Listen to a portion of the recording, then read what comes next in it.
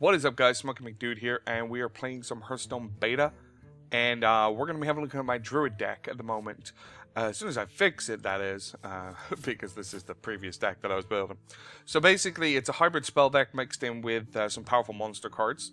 It's mostly based around a little bit of a board control, in the fact that we have a lot of spells in the deck that can take out a lot of monsters in one time. So first of all, from top to bottom, we'll look at the most mana efficient cards down to the high mana cost ones towards the end, and then eventually we'll stick it in a gameplay video and see how well we do. Hopefully we'll actually win a game. Currently, like Diamond League at the moment, I haven't really been playing that much, to be honest. In Constructed, I've been playing a bit of Arena lately. So first of all, we got Innovate.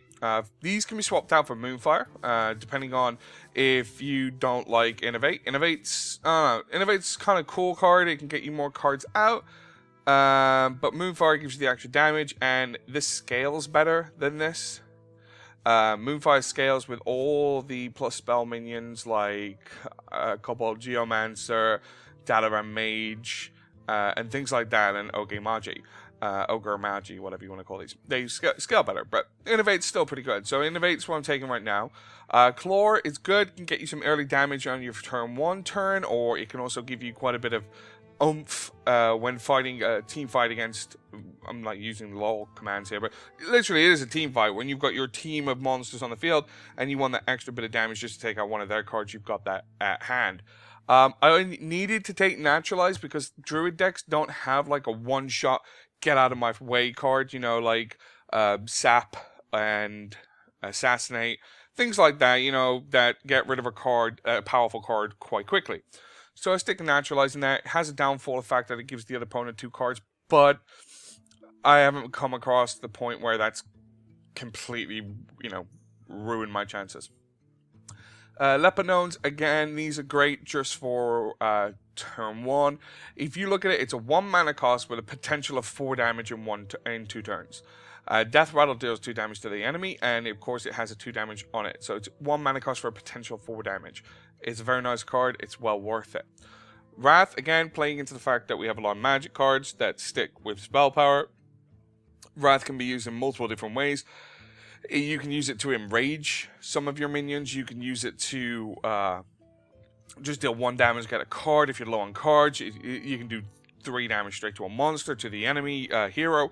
It's got so many potential uses. It's got to be like one of my top favorite cards in the game, let alone just the Druid deck. Bloodmage Thalnos is my legendary. It's very nice. It's a crap 1/1. I mean, as in the fact that it only has 1/1 damage. But it's down to the fact that it has the Death Rattle to draw a card, and it has the spell power, which reflects both on this deck. Because you want to draw your more cards out, and you want to be able to play, get the spell power to play your more damaging abilities. Kobold Geomancer, straight out of the bat, 2/2, spell power +1, kind of self-explanatory. Again, we got some draw cards.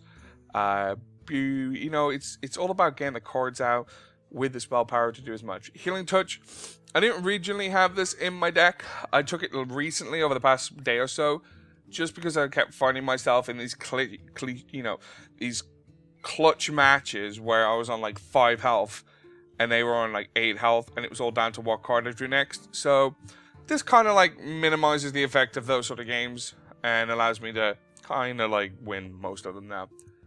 Mage, same as Kobold Geomancer, it's just there for spell power plus some damage. Now, Swipe. This card is like OP as shit. Because sorry about the cold, I apologize for that. Swipe stacks with spell power. So every spell power card gives the main damage more damage, and it gives the minimum damage more damage. So they summon a 6 creature, you get 2 spell power, you do that, and it also hit the other creatures for 3. And it keeps stacking upon more spell power. The more spell power you have, the more stacking damage it does, and that alone is just amazing. Again, Keeper of the Grove, a very nice card. I have 2 of these in my deck. They're Silence or a flat 2 damage minion when summoned for 4 mana. I mean, that's like so much better than like Spellblade.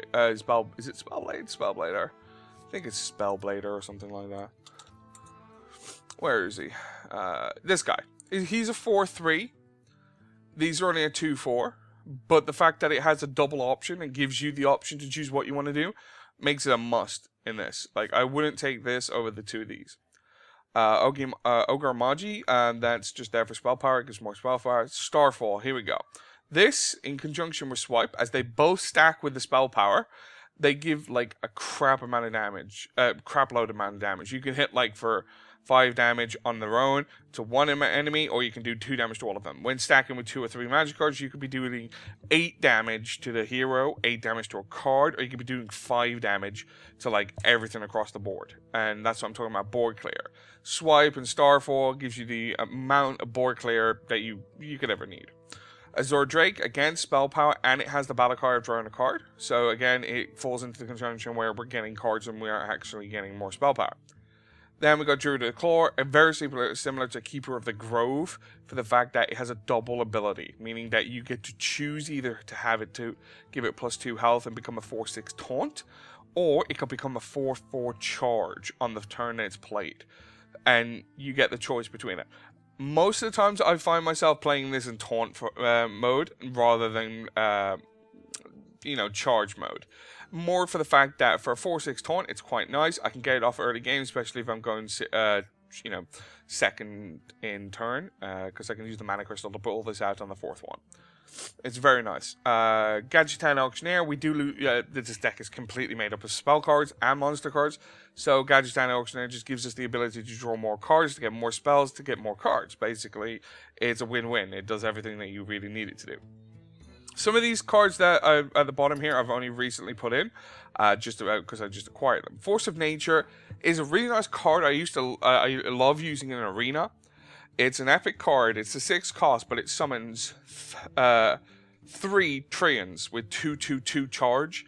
This is like an amazing board clear. If you've already got like 3 minions on the field, but you want to board clear like 2 or 3 of theirs, you could just summon these 3 things and then kick the crap out of them. And when you use it in conjunction with Cenarius, it's incredible. It's like you can have so much like minions on the field. Like Cenarius is an 8 cost. But what I'm talking about when you use it in conjunction with it is that you get Cenarius on the field, gives you the 2 taunts, so they have to forcibly take the taunts. Next turn comes over, you summon the 3 Treants. They've pretty much used everything they had to do to get rid of your taunts from your Treants from Cenarius, so they're open to take an attack from the Force of Nature. Starfall, very similar to what I would call an Assassinate, okay? Because it's 6 cost compared to the Assassinate 5. Assassinate says basically takes out anything. Starfire will near enough take out pretty much anything. In, under a legendary, that is. Especially when it scales with a magic power as well, so you can use that to like bait them into thinking that they've won, and you got 3 magic cards out, but there are 2 Geomancers and a friggin' Dalaran Mage, and they're thinking, oh, we've won this. I have Jaraxxus, and then you just Starfire their friggin' guy for 8 damage and draw a card. It's like, yeah, it's won me a few games. Cenarius is awesome. If you got a lot of minions on the field and you win in the game, you could just pretty much GG it with this by giving them 2/2 for damage wise, or you can just go double Treants if you need to play more defensive.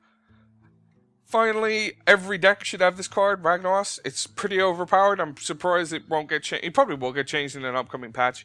The fact that it's an 8 cost, it has 8 damage, 8 health, can attack, but at the end of the turn it does a random 8 damage to an enemy. It can win, it can lose you the game. Because, if they got 4 minions on the field, you can't take them out, and one of them's like really overpowered, and you summon this and it doesn't hit that, and you still lose, it can happen, but it's still good to have it in the deck rather than not having it in the deck. And that is pretty much it. That is my deck. There will be a link on the end of this video to go watch me play this deck in a ranked match, and you guys can see how well it performs. But until then, I will see you next time, and I do apologize for the sniffles. Do have a cold, so can't help that. Anyway, guys, goodbye from me, and I hope to see you in another Hearthstone video pretty damn soon.